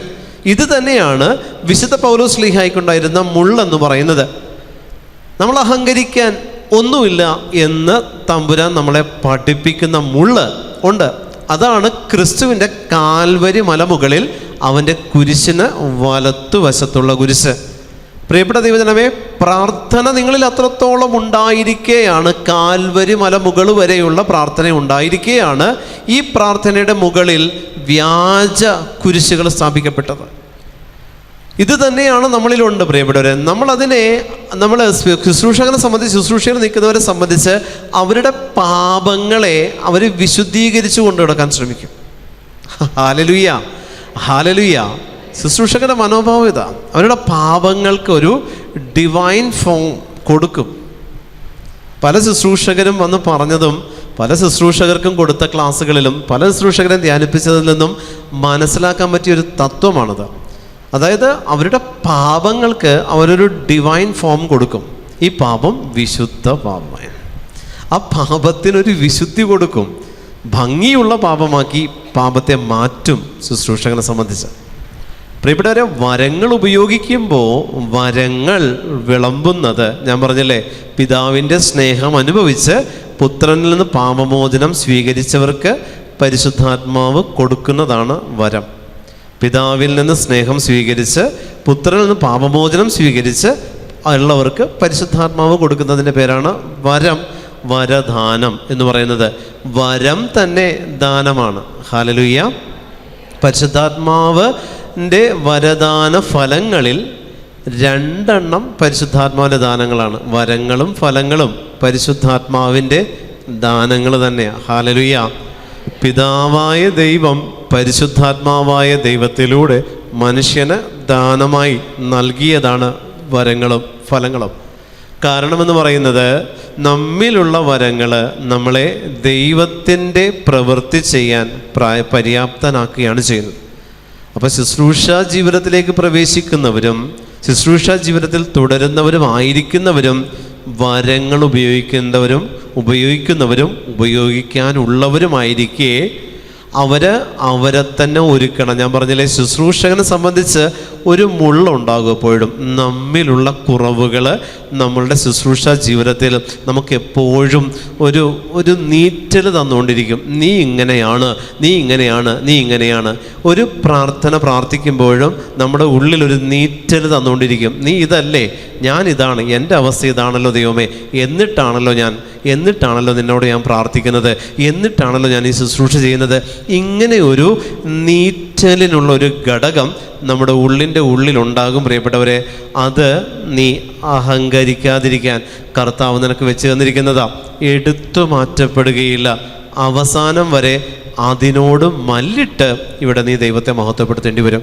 Hallelujah, hallelujah. അതിനോട് മല്ലിട്ട് ഇവിടെ നീ ദൈവത്തെ മഹത്വപ്പെടുത്തേണ്ടി വരും. അതിൻ്റെ പേരാണ് വരങ്ങളെന്ന് പറയുന്നത്. വരങ്ങൾ കിട്ടണമെങ്കിൽ ഞാൻ പറഞ്ഞു, ആദ്യത്തെ ആ 30 വർഷക്കാലം ഏറ്റവും പ്രധാനപ്പെട്ടതാണ്. നിങ്ങൾ ജനിച്ച ഉടനെ വരം കിട്ടിയവരല്ല. നിങ്ങളുടെ ജീവിത ചുറ്റുപാടുകളിലേക്ക് പ്രവേശിച്ച് പല ജീവിതാനുഭവങ്ങളിലൂടെ കടന്ന് പല ജോലിയിൽ പ്രവേശിച്ച് എല്ലാം കഴിഞ്ഞിട്ടായിരിക്കും ഒരു പക്ഷേ ഈ ഒരു വരം നിങ്ങൾക്ക് ലഭിച്ചതെങ്കിൽ, പ്രിയമുള്ള ദൈവജനമേ, ആ ബാക്കിയുള്ള നിങ്ങളുടെ ശിഷ്ട ജീവിതം നിങ്ങളെ സംബന്ധിച്ച് കർത്താവ് നിങ്ങൾക്ക് ദാനമായി നൽകിയതാ. കർത്താവ് നിങ്ങൾക്ക് തന്ന ഒരു ഫോർമേഷൻ കാലഘട്ടമാണത്. നിങ്ങളുടെ 12 വർഷം, ഞാൻ പറഞ്ഞു 38 വർഷം ബെത്സൈദ കുളക്കരയിൽ, 12 വർഷം രക്തസ്രാവത്തിൽ, 30 വർഷം ക്രിസ്തു തൻ്റെ രഹസ്യ ജീവിതത്തിൽ. നിങ്ങൾ എടുത്തെടുത്ത് നോക്ക്. ഇങ്ങനെ ഒത്തിരി ദുരനുഭവങ്ങളുടെ ഒരു കഥ നമ്മുടെ പുറകിലേക്ക് നോക്കിയാൽ നമുക്ക് കാണാനുണ്ടെങ്കിൽ അതാണ് നിങ്ങളുടെ ശുശ്രൂഷയ്ക്ക് വരങ്ങൾക്ക് വേണ്ടുന്ന അടിത്തറയായി ദൈവമായ കർത്താവ് നിങ്ങൾക്ക് നൽകിയത്. ഹല്ലേലൂയ. വലതുകരം ഉയർത്തി എന്ന് പറഞ്ഞേ, ഹല്ലേലൂയ, ഹല്ലേലൂയ, ഹല്ലേലൂയ, ഹല്ലേലൂയ, ഹല്ലേലൂയ. അതുകൊണ്ടാണ് വിശുദ്ധ പൗലോസ് ശ്ലീഹ ഇവിടെ വീണ്ടും പറഞ്ഞിരിക്കുന്നത്, ഇതായിരിക്കണം നിങ്ങളുടെ ശരീരം വിശുദ്ധവും ദൈവത്തിന് പ്രീതികരവുമായ സജീവ ബലിയായി സമർപ്പിക്കുവിൻ. ഇതായിരിക്കണം നിങ്ങളുടെ യഥാർത്ഥമായ ആരാധന എന്ന് പറയുന്നത്. നിങ്ങൾ ഈ ലോകത്തിന് അനുരൂപരാകരുത്, പ്രത്യുത നിങ്ങളുടെ മനസ്സിൻ്റെ നവീകരണം വഴി രൂപാന്തരപ്പെടുവിൻ. നിങ്ങൾ ഈ ലോകത്തിന് അനുരൂപരാകരുത്. ഞാൻ പറഞ്ഞു, ക്രിസ്തു കാൽവരി എന്ന് പറയുന്ന പ്രാർത്ഥനയുടെ മലമുകളിൽ കർത്താവിൻ്റെ കുരിശ് നാട്ടപ്പെട്ടു, സഹനത്തിൻ്റെ കുരിശ് നാട്ടപ്പെട്ടു. മല പ്രാർത്ഥനയാണെങ്കിൽ കാൽവരിയോളം വലിയ മല മറ്റൊന്ന് കാണാനായിട്ട് നമുക്ക് പറ്റില്ല പ്രാർത്ഥനയിൽ. ആ മല ക്രിസ്തു നടന്ന് കയറിയത് വരെ കുരിശ് കൊണ്ടാണ്. ക്രിസ്തു കാൽവരി മല നടന്ന് കയറി, കുരിശും കൊണ്ട് നടന്നു കയറി. പ്രിയമുള്ളവരെ, കാൽവരി മല എന്ന് പറയുന്ന പ്രാർത്ഥനാ ജീവിതം എപ്പോഴും കുരിശ് പിടിച്ച് നടന്നാലേ ആ മല കയറാൻ പറ്റുള്ളൂ. പ്രാർത്ഥന ശുശ്രൂഷകനെ സംബന്ധിച്ച് അവൻ്റെ പ്രാർത്ഥനയാകുന്ന കാൽവരി മലയുടെ പീക്ക് സ്റ്റേജിൽ, ആ ഒരു ഉന്നത അവസ്ഥയിലേക്ക് എത്തണമെങ്കിൽ അതിന് കുരിശ് പിടിച്ച് നടക്കണം. കുരിശിൻ്റെ ഭാരം പുറകോട്ട് മറിഞ്ഞു വീഴാനുള്ള സാധ്യതകൾ ഇരട്ടിപ്പിക്കും. പക്ഷെ ആ കുരിശ് പിടിച്ച് കാൽവരി മല കയറിയാൽ മാത്രമേ ആ കുരിശിൽ നമ്മളെ കർത്താവ് അവിടെ സ്ഥാപിക്കുകയുള്ളൂ. നിങ്ങളുടെ ജീവിതത്തിൽ ഏത് കുരിശുമായിട്ടാണോ നിങ്ങൾ പ്രാർത്ഥന എന്ന കാൽവരി മല നടന്നു കയറുന്നത്, അതായിരിക്കും നിങ്ങളെ സംബന്ധിച്ച് നിങ്ങളുടെ രക്ഷയുടെ കുരിശായിട്ട് മാറണത്, നിങ്ങളുടെ കൃപയുടെ കുരിശായിട്ട് മാറണത്, നിങ്ങളുടെ അഭിഷേകത്തിൻ്റെ കുരിശായിട്ട് മാറുന്നത്. നിങ്ങൾ ആഗ്രഹിക്കുന്ന വരത്തിന് ഒരു കുരിശ് വേണം. നിങ്ങൾ പുതിയ കൃപ ആഗ്രഹിക്കുന്നുണ്ടോ, പുതിയ കുരിശുമായിട്ട് വീണ്ടും കയറണം. വീണ്ടും പുതിയ കൃപ ആഗ്രഹിക്കുന്നുണ്ടോ, കാൽവരി മലയിൽ ഒരു കുരിശ് ചുമന്നു കൊണ്ടുപോയി അവിടെ നാട്ടപ്പെട്ടു. അടുത്ത വരങ്ങളെല്ലാം അവിടെ കൊണ്ടുവന്ന് ചൊരിഞ്ഞിടുകയല്ല, മറിച്ച് നീ താഴേക്ക് ഇറങ്ങണം. അടുത്ത കുരിശ്, അടുത്ത കൃപയ്ക്ക് വേണ്ടി ചുമന്ന് നീ വീണ്ടും മലമുകളിലേക്ക് കയറണം. വീണ്ടും നിനക്ക് കൃപ ആവശ്യമുണ്ടോ, നീ മലയിൽ നിന്ന് താഴേക്ക് ഇറങ്ങണം. വീണ്ടും അടുത്ത കുരിശും ചുമന്നുകൊണ്ട് നീ വീണ്ടും കയറണം. ഒരു കൃപയ്ക്കൊരു കുരിശ് ഉറപ്പാണ് പ്രിയപ്പെട്ടവരെ. എല്ലാ കൃപകൾക്കും കൂടി ഒരു കുരിശ് എന്നായിരിക്കും നമ്മൾ ചിന്തിക്കുന്നത്. അല്ല, ഒരു കൃപയ്ക്ക് ഒരു കുരിശ് വെച്ച് ചുമക്കേണ്ടി വരും. എങ്കിലേ ശുശ്രൂഷ ജീവിതത്തിൽ എന്തെങ്കിലും നിങ്ങൾക്ക് കിട്ടുകയുള്ളൂ. ഒരു കൃപ വേണോ, കർത്താവ് ഇതിനു വേണ്ടി ഒരു കുരിശിത എന്ന് പ്രാർത്ഥിക്കാൻ പറ്റുന്നിടത്ത് ആ കൃപ അതിൻ്റെ മാക്സിമത്തിൽ ഈശോ തരും. എത്രയേറെ കുരിശുകൾ നിങ്ങളുടെ ജീവിതത്തിലുണ്ടോ, അത്രയേറെ കൃപകളും നിങ്ങളെ വരും ജീവിതത്തിൽ കർത്താവ് നിങ്ങൾക്ക് ഒരുക്കി വെച്ചിട്ടുണ്ട്. Hallelujah, hallelujah. എത്രയേറെ കുരിശുകളുണ്ടോ അത്രയേറെ കൃപകളുമുണ്ട്. കുരിശിൻ്റെ എണ്ണം അനുസരിച്ചാണ് കൃപകളുടെ എണ്ണവും നിൽക്കുന്നുള്ളൂ. ഒരു കുരിശിന് ഒരു കൃപയേ ഉള്ളൂ പ്രിയപ്പെട്ടവരെ. ഞാൻ എന്തെങ്കിലും കൊടുത്ത് എല്ലാം വാങ്ങാൻ പറ്റില്ല. ഞാൻ കൊടുക്കുന്നതിനുള്ളതേ എനിക്ക് തിരിച്ച് വാങ്ങിക്കാനും പറ്റുള്ളൂ. എനിക്ക് 10 രൂപയുണ്ട്, ഈ 10 രൂപയ്ക്ക് എനിക്ക് ലോകം മുഴുവൻ വേണമെന്ന് പറഞ്ഞ് നടക്കില്ല. നിങ്ങളുടെ ജീവിതത്തിൽ ചിലപ്പോൾ രോഗത്തിൻ്റെ ഒരു സഹനം ഉണ്ടാവും.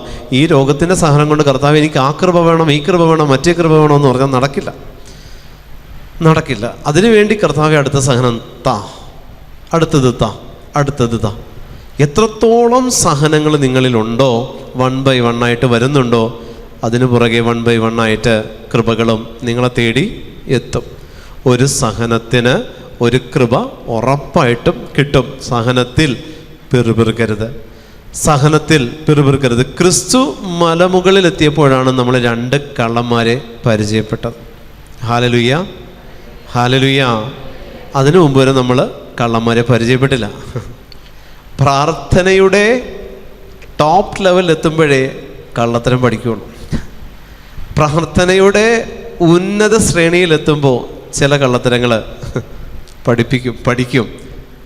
അവിടെ വെച്ച് നമ്മൾ ചില കള്ളത്തരങ്ങൾ കണ്ടുമുട്ടും. കള്ളത്തരങ്ങളെ പ്രാർത്ഥനയുടെ ഉന്നത അവസ്ഥയിൽ എത്തുമ്പോൾ കണ്ടുമുട്ടുന്ന കള്ളത്തരങ്ങളുണ്ട് പ്രിയപ്പെട്ടവർ. ഇതിൽ ഒരു കള്ളത്തരം ഞാൻ പറഞ്ഞില്ലേ, നമ്മളിൽ തന്നെയുള്ള മറച്ചു വെക്കപ്പെട്ട പാപമെന്ന് പറയുന്ന കള്ളത്തരമുണ്ട്. ശുശ്രൂഷകനെ സംബന്ധിച്ച് എല്ലാവർക്കും ഉണ്ട്. ഏത് ശുശ്രൂഷകനെ എടുത്ത് നോക്കിയോ, എല്ലാവരിലും ഉണ്ട്. ആരെ എടുത്തു നോക്കിയാലും ഒരു കള്ളത്തരം ഉണ്ട് അവരിൽ. അവരുടെ തന്നെ പാപങ്ങൾ അവരുടെ കൃപകളാൽ മറയ്ക്കപ്പെട്ടിട്ടുണ്ട്. ഹല്ലേലൂയ, ദൈവം അവർക്ക് നൽകിയ കൃപകളാൽ അവരിലുള്ള പാപങ്ങൾ മറയ്ക്കപ്പെട്ടിട്ടുണ്ട് ലോകസമക്ഷം. പക്ഷേ ദൈവത്തിൻ്റെ കണ്ണുകൾ സൂക്ഷ്മതയേറിയതാണ്. അത് കൃപയും അവൻ്റെ പാപാവസ്ഥയും രണ്ടും ഒരുപോലെ കാണും. നിന്റെ തലമുറകളുടെ വിശുദ്ധീകരണം നിനക്ക് നടക്കണമെങ്കിൽ അതിൽ ശുശ്രൂഷകനെ സംബന്ധിച്ച് ഈ വരങ്ങൾ കൊണ്ട് അവനിലുള്ള പാപത്തെ നിർവീര്യമാക്കാൻ പറ്റും. ഹല്ലേലൂയ, ഹല്ലേലൂയ. ശുശ്രൂഷകനെ സംബന്ധിച്ച് വരങ്ങൾ ലഭിച്ച വ്യക്തിയെ സംബന്ധിച്ച് അവനിലുള്ള വരങ്ങൾ കൊണ്ട് തന്നെ അവൻ്റെ കഴിഞ്ഞകാല ജീവിതത്തിൽ അവനിൽ വന്നിട്ടുള്ള പാപത്തിൻ്റെ മേഖലകളെ നിർവീര്യമാക്കാൻ അവനിൽ തന്നെയുള്ള വരങ്ങൾ അവനെ സഹായിക്കുന്നുണ്ട്. ഈ വരങ്ങൾ അവൻ പ്രകടിപ്പിക്കുമ്പോൾ, ഈ വരങ്ങൾ അവൻ ഉപയോഗിക്കുമ്പോൾ, ഈ വരങ്ങൾ അവൻ വിളമ്പുമ്പോൾ, അല്ലെങ്കിൽ അതിലൂടെ ഒരു അത്ഭുത രോഗസൗഖ്യം, അത്ഭുത വിടുതൽ ഒക്കെ അവിടെ നടക്കുമ്പോൾ, പ്രിയപ്പെട്ട ദൈവജനമേ, ഈ മുള്ള് അവന് പുറകിൽ ഈ ഒരു മുള്ളു നിൽക്കും. ഈ ഒരു മുള്ളു നിൽക്കും. ഇതാണ് വലതുവശത്തെ കുരിശ്.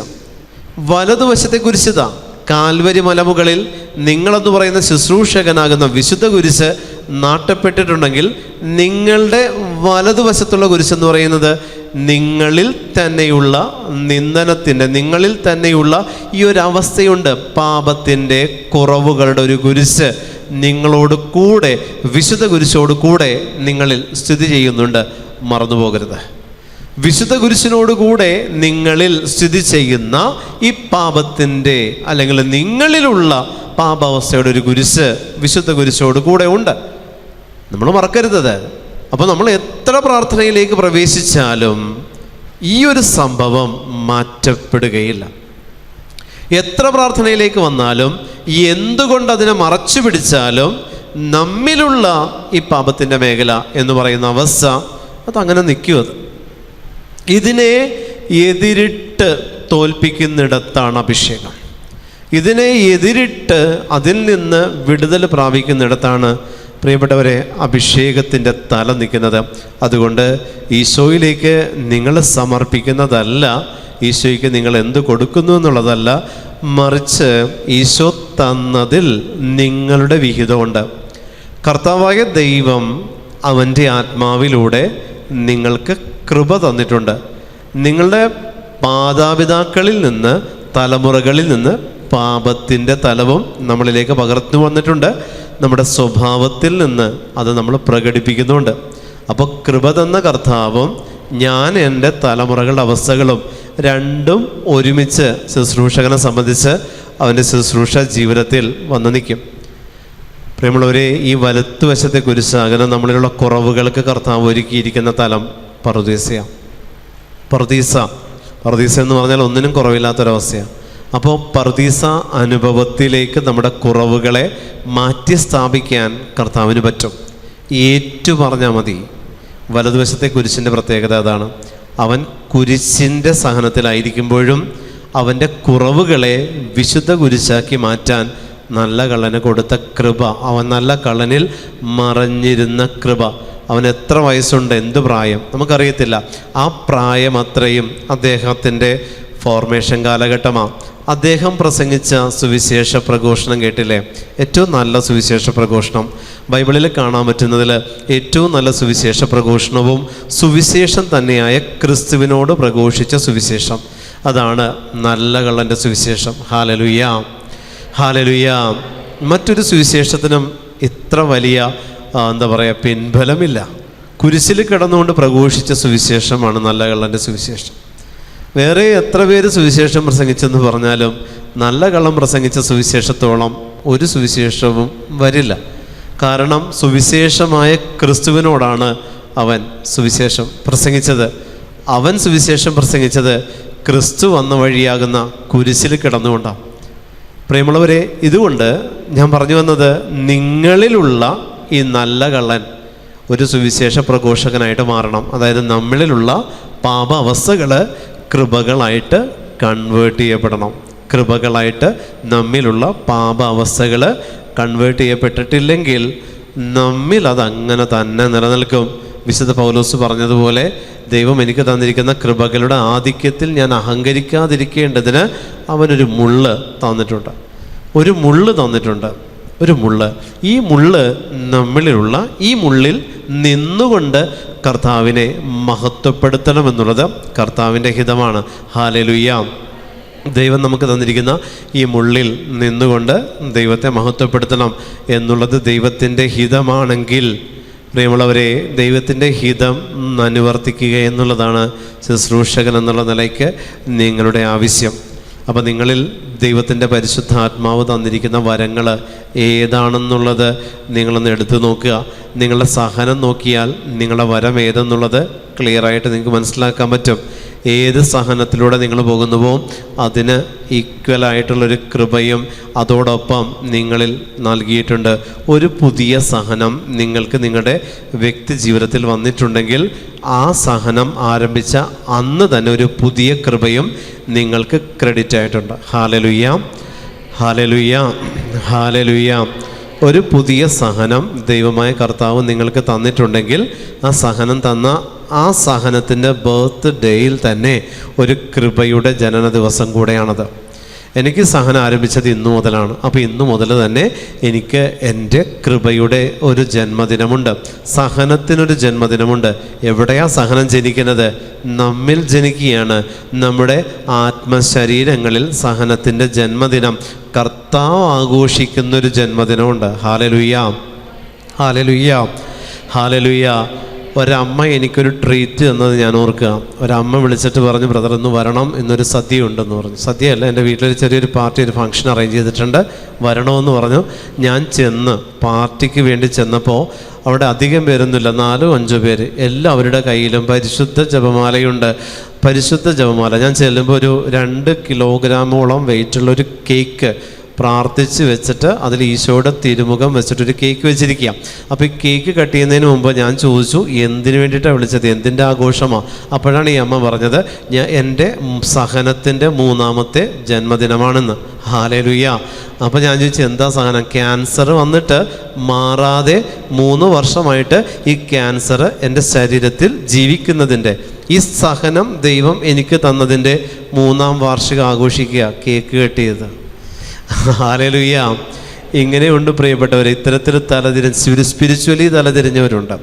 അവർ ലോകത്തിൻ്റെ മുമ്പിൽ നികൃഷ്ടരും മന്ദബുദ്ധികളും സ്പിരിച്വലി തലതിരിഞ്ഞ സ്വഭാവം കാണിക്കും. ആഘോഷിക്കുക. ആ ആഘോഷിക്കാൻ കാരണം എന്താണെന്നറിയോ? ഈ അമ്മയ്ക്കൊരു പുത്രനുണ്ട്, അമ്മയുടെ മകനൊരു പുരോഹിതനാണ്. ഈ അമ്മയുടെ മകൻ ഒരു പുരോഹിതനാണ്. ഇപ്പോൾ പുരോഹിതനായ അദ്ദേഹം, അന്ന് അവൻ സെമിനാരിയനായിരുന്നു. ഡയഗ്നേറ്റ് കിട്ടിയതിന് ശേഷമാണ് ഈ അമ്മനെ ഞാൻ പരിചയപ്പെടുന്നത്. അമ്മയുടെ മകന് ഡയഗ്നേറ്റ് കിട്ടിയപ്പോൾ അമ്മയുടെ വീട് ഇടിഞ്ഞു പൊളിഞ്ഞ് വീഴാറായ വീടാണ്. ഒരു ചെറിയ ഷെഡാണ്. പള്ളിയിൽ നിന്ന് അനുവാദം കിട്ടി, അതിന് 4 പില്ലർ പിടിപ്പിച്ചിട്ടുണ്ട്. ഞാൻ ചെല്ലുമ്പോൾ 4 കോൺക്രീറ്റ് തൂണ് നാട്ടിയിട്ടുണ്ട്. അതിൻ്റെ മീതയിലൊരു ടാർപ്പായ വിരിച്ചിട്ട് അതാണ് അമ്മയുടെ വീട്. പ്രിയപ്പെട്ടവരെ, ആ അമ്മ പാർട്ടി ഒരുക്കി എന്ന് പറഞ്ഞപ്പോൾ തന്നെ എനിക്ക് ഊഹിക്കാം എന്തെങ്കിലും സ്പെഷ്യൽ ഉണ്ടാവും എന്നുള്ളത്. സ്പെഷ്യൽ എന്താണെന്നുള്ളത് കിട്ടി. നല്ലൊരു ലെസണാണ് പരിശുദ്ധ അമ്മ വഴി ഈ അമ്മ എന്നെ പഠിപ്പിച്ചത്. എന്താണെന്നറിയോ? സഹനത്തിന് ഒരു ജന്മദിനമുണ്ടെന്ന് അന്ന് എന്നെ പഠിപ്പിച്ച അമ്മയാണത്. സഹനത്തിനൊരു ജന്മദിനമുണ്ട്, അത് ആഘോഷിക്കാനൊരു മനസ്സ് അത് നമുക്കുണ്ടെങ്കിൽ എല്ലാ വർഷവും നമുക്കിതുപോലെ ബർത്ത് ഡേയ്സ് തന്നെ ഉണ്ടാവും. എല്ലാ വർഷവും നമുക്ക് ജന്മദിനങ്ങളുടെ ആഘോഷമായിരിക്കും. പ്രിയപ്പെട്ടവരെ, ആഘോഷിക്കാനുള്ള വകുപ്പ് കർത്താവ് തന്നത് നമുക്ക് വേണ്ട. നമ്മൾ ആഘോഷിക്കുന്നത് നമ്മൾ ഈ വൃത്തികെട്ടവൻ അല്ലെങ്കിൽ ഈ വൃത്തികെട്ടവൾ ജനിച്ച ദിവസം മാത്രമേ നമ്മൾ ആഘോഷിക്കുന്നുള്ളൂ. കർത്താവ് നമുക്ക് തന്നതുണ്ട്, സഹനങ്ങൾ തന്നിട്ട് ഇതിനെ ആഘോഷമാക്കാൻ കർത്താവ് പഠിപ്പിച്ചതുണ്ട്. സഹനങ്ങൾ തന്നിട്ട് അതിനൊരു വാർഷികവും ദൈവം തന്നിട്ടുണ്ടെങ്കിൽ ആ വാർഷികത്തെ നിങ്ങൾ ആഘോഷിക്കണം പ്രിയപ്പെട്ടവരെ. ആ വാർഷികം, ആ ദിവസം ഓർത്തിരിക്കണം. ഡയഗ്നോസ് ചെയ്ത ദിവസം ഓർത്തിരിക്കണം. മാരക രോഗം ശരീരത്തിൽ വന്നു എന്ന് ഡോക്ടർ പറഞ്ഞ ദിവസം നിങ്ങളുടെ ബർത്ത് ഡേ ആണ്. നിങ്ങളിലുള്ള ദൈവത്തിൻ്റെ ജനനമാണത്. സഹനം ക്രിസ്തുവാണെങ്കിൽ അവൻ നിന്നിൽ ജനിച്ച ദിവസമാണ് നിൻ്റെ ശരീരത്തിലേക്ക്, നിൻ്റെ ജീവിതത്തിലേക്ക് വന്ന സഹനം. ഒരു പക്ഷേ നിങ്ങളുടെ ഭർത്താവ്, നിങ്ങളുടെ ഭാര്യയാണ് നിങ്ങളുടെ സഹനമെങ്കിൽ നിങ്ങളത് ഓർത്തിരിക്കാൻ മറക്കരുത്. നിങ്ങളുടെ വിവാഹ ദിവസം തന്നെയായിരിക്കും നിങ്ങളുടെ ജന്മദിനമായിട്ട് നിങ്ങൾക്ക് സ്വീകരിക്കാൻ പറ്റുന്നത്. മകൻ ജനിച്ച് ഇതെനിക്ക് തലവേദനയാണല്ലോ എന്ന് തീരുമാനിച്ചിട്ടുണ്ടെങ്കിൽ എല്ലാ വർഷവും ഈ തലവേദന നമ്മൾ ആഘോഷിക്കണം പ്രിയപ്പെട്ടവരെ. ഇങ്ങനെ സഹനങ്ങൾ തന്നവൻ ആഘോഷിക്കാൻ ഒരു ദിവസവും അതിനൊരു ഡേറ്റും തന്ന് കർത്താവ് നമ്മളെ ഈ ഭൂമിയിലേക്ക് വിട്ടിട്ടുണ്ടെങ്കിൽ ഇത് ആഘോഷിക്കുന്നിടത്ത് കൃപ അതിനുമേൽ കൃപ നമ്മിൽ വർദ്ധമാനമാകും. ഹല്ലേലൂയ, ഹല്ലേലൂയ, ഹല്ലേലൂയ. നമുക്കൊന്ന് എഴുന്നേറ്റ് നിൽക്കാം. ഒരു പാട്ടുപാടി കൈയടിച്ച്, ഇല്ലെങ്കിൽ ഒരു വശത്തേക്ക് ചരിഞ്ഞങ്ങനെ പോവാം. അതൊന്ന് നിൽക്കാൻ വേണ്ടിയിട്ട് ഒന്ന് എഴുന്നേറ്റേ ഈശോയിലേക്ക് കൊടുത്തേ. കർത്താവേ, നീ എനിക്ക് തന്ന കൃപകളെ ഓർത്ത് ഞാൻ നിനക്ക് നന്ദി പറയുന്നു. ആ കൃപകൾ എനിക്ക് തരാൻ നീ ഒരു ദിവസം കുറിച്ച് വെച്ചിട്ടുണ്ട്. ആ ദിവസം നീ ഒരു സഹനമായിട്ട് എന്നിൽ പ്രവേശിച്ചു. കർത്താവേ, എനിക്ക് നീ തന്ന കൃപകൾ, ആ കൃപ എനിക്ക് തരാൻ നിനക്ക് എൻ്റെ ശരീരത്തിൽ പ്രവേശിക്കേണ്ടത് ആവശ്യമാണ്.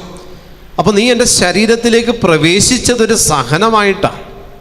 ആ സഹനമാണ് നീ എന്നിൽ പ്രവേശിച്ച, നീ എന്നിൽ ജനിച്ച ജന്മദിനമെന്ന് പറയുന്നത്. അതുകൊണ്ട് കർത്താവായ ദൈവമേ, യേശു ക്രിസ്തുവായ സഹനമേ, ഞാൻ നിന്നെ ആരാധിക്കുന്നു. നീ എന്നിൽ പ്രവേശിച്ച ദിവസത്തെ ഓർത്ത് ഞാൻ നിനക്ക് നന്ദി പറയുന്നു. എൻ്റെ ജീവിതത്തിൽ അതുവരെ സന്തോഷത്തിൻ്റെ ദിനങ്ങൾ കടന്നുപോയപ്പോൾ ഒരു സഹനമായി നീ എന്നിൽ പ്രവേശിച്ചു. ഞാനതിൻ്റെ വാർഷികാഘോഷത്തിലൂടെ കടന്നുപോയിക്കൊണ്ടിരിക്കുക. എൻ്റെ ജീവിതത്തിൽ അതിൻ്റെ വാർഷികാഘോഷങ്ങൾ നടക്കുക. എൻ്റെ ആത്മീയ ജീവിതത്തിൽ, എൻ്റെ ആത്മീയ തലങ്ങളിൽ ഈ ഒരു വാർഷികാഘോഷം അതിൻ്റെ മാക്സിമത്തിൽ തന്നെ കർത്താവ്യം മുന്നോട്ട് പോകണം. അതുകൊണ്ട് എന്നെ തന്നെ പൂർണ്ണമായി അങ്ങയുടെ കരങ്ങളിലേക്ക് ഞാനിത് സമർപ്പിക്കുക.